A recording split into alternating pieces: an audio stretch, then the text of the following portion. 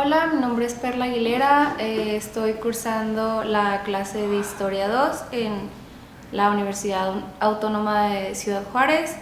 Mi matrícula es 160050 y voy a hablar sobre lo que es la propiedad, cómo se adquiría propiedades en Roma, en la antigua Roma. También pues eso lo voy a comparar con los artículos y leyes que se rigen ahorita de cómo es posible adquirir propiedades. Para poder conseguir alguna propiedad o heredar alguna propiedad, tenías que conseguirla, por ejemplo, de que tu padre moría y tú eras el hijo mayor. Simplemente por esa razón tú podías conseguir esa propiedad. Realmente no se usaban las herencias o no se usaban los testamentos, simplemente se dejaba por sangre. En Roma de los primeros tiempos, la única propiedad conocida por los romanos era la propiedad quiritaria, que se denominaba Dominium er iure quiritium, por estar sancionada por el derecho civil, requiriéndose para ser propietario. Tenías que se tratara de una cosa mancipi, que el propietario fuera ciudadano romano y que el dominio se hubiera adquirido por mancipatio o por injure cessio.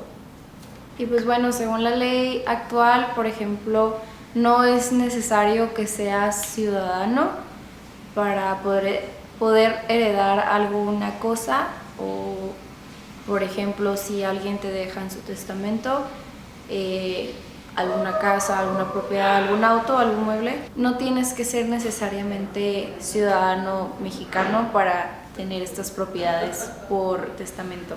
Una de las características de la propiedad en Roma eran que era un derecho absoluto, no porque no pueda tener limitaciones, sino porque las facultades del titular no están prohibidas o limitadas taxativamente, siendo por tanto intermediadas. Y una de las características de la propiedad en la actualidad es que el propietario de una cosa puede gozar y disponer de ella con las limitaciones y modalidades que fijen las leyes. Esto quiere decir que, por ejemplo, en la antigua Roma y en la actualidad realmente cualquier persona podía disponer de propiedades, pero independientemente la ley te daba limitaciones de, por ejemplo, de cuánta altura podía ser tu casa o cuánta distancia debía haber entre casa y casa, por dar un ejemplo. Otra característica de la propiedad en Roma era que era un derecho exclusivo.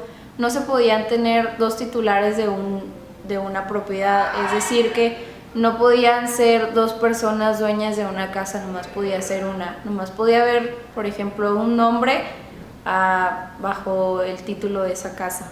Y en la actualidad, en el artículo 791 del Código Civil Federal, dice: cuando en virtud de un acto jurídico el propietario entrega a otro una cosa, concediéndole el derecho de rentarla temporalmente en su poder en calidad de usufructuario, arrendatario, acreedor, depositario u otro título análogo, los dos son poseedores de la casa. El que la posee a título de propietario tiene una posesión ordinaria y el otro una posesión derivada. O sea, como podemos ver, en la antigua Roma no se podía bajo ninguna circunstancia haber dos titulares, y en la actualidad sí se puede, solo que uno tiene más fuerza sobre la casa, por decir un ejemplo, y el otro simplemente tiene una fuerza sobre esta misma casa, pero es limitada. También en el artículo 796 del mismo código, cuando varias personas poseen una casa indivisa, podrá cada una de ellas ejercer actos posesorios sobre la casa común, con tal de que no excluya los actos posesorios de los otros coposeedores. En este artículo nos habla de que ahora sí hay dos titulares, por ejemplo, ya no solamente es un titular y una persona que rente la casa, sino que ahora sí estas dos personas son completamente dueñas de este mueble. En Roma, para la edad republicana, el concepto de propiedad es eminentemente individual. Pertenece al pater familiae, la titularidad sobre el patrimonio, y es el único capacitado para ejercer cualquier clase de negocio para su inmediato interés y el de la familia. Con esto quiere decir que solamente los familiares o realmente el dueño de la casa podía utilizar sus propiedades para beneficio de su familia y de él mismo. Y a continuación voy a leer artículos actuales que hablan sobre la patria potestad. Artículo 425. Los que ejercen la patria potestad son legítimos representantes de los que están bajo de ella y tienen la administración legal de los bienes que les pertenecen, conforme a las prescripciones de este código. Artículo 435. Cuando por la ley o por voluntad del padre el hijo tenga la administración de los bienes, se le considerará respecto de la administración como emancipado, con la restricción que establece la ley para enajenar, gravar e hipotecar bienes raíces. Como podemos entender, en estos dos artículos hablan sobre que solamente la familia puede administrar los bienes con los que cuenta la familia, y esto comparado con la ley en Roma podemos ver que no son muy distintos, pero sin embargo en la ley actual aún así una persona completamente ajena a la familia puede administrar bienes, pero solamente esto bajo el permiso de la misma familia. En Roma, cuando el dueño de una propiedad o un bien moría, quienes estaban inmediatamente en su potestad entrarían como herederos de lo suyo en el patrimonio herencia, heredes sui. Esto quiere decir que en Roma, inmediatamente en cuando el dueño de alguna propiedad moría, pues el texto mismo lo dice, solamente la gente de sangre, inmediatamente como hijos o la esposa, podían heredar estas propiedades o administrarlas. Y en la actualidad el artículo 443 dice: la patria potestad se acaba con la muerte del que ejerce si no hay persona en quien recaiga. En este artículo se refiere que se pierde la patria potestad completamente cuando no existe ninguna persona que pueda heredar esta propiedad. Artículo 673. Pueden pedir la declaración de ausencia los presuntos herederos legítimos del ausente, los herederos instituidos en testamento abierto. Cuando la persona se ausenta por más de 2 años o a partir de 2 años, los herederos pueden simplemente ir a decir: ¿sabe qué? No se encuentra esta persona y yo soy el legítimo heredero porque estoy en línea de sangre.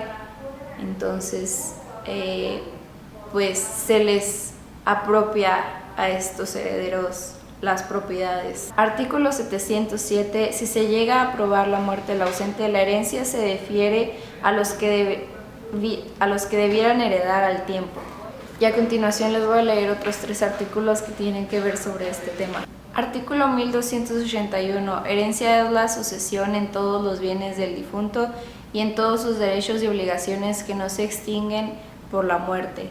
Artículo 1282. La herencia se define por la voluntad del testador o por disposición de la ley. La primera se llama testamentaria y la segunda legítima. Y artículo 1295. Testamento es un acto personalísimo, revocable y libre, por lo cual una persona capaz dispone de sus bienes y derechos y declara o cumple deberes para después de su muerte. Como podemos ver, en la antigua Roma no se podía hacer tal cosa, realmente no existían los testamentos o realmente nadie dejaba papeles escritos donde dijera a quién quería dejar sus bienes, lo cual da paso a que solamente las personas que seguían la línea de sangre, por ejemplo, el hijo mayor, era el que heredaba estos bienes, pero en la actualidad ya se puede hacer un testamento, que por ejemplo ahora esta persona, el dueño de las propiedades, puede decir a quién se las puede dejar. También, esto es una cosa muy importante, que no necesariamente tiene que ser una persona de sangre, que se lo puede dejar a algún primo, a algún sobrino, incluso le puede dejar sus propiedades a un amigo, y este documento se tiene que totalmente respetar.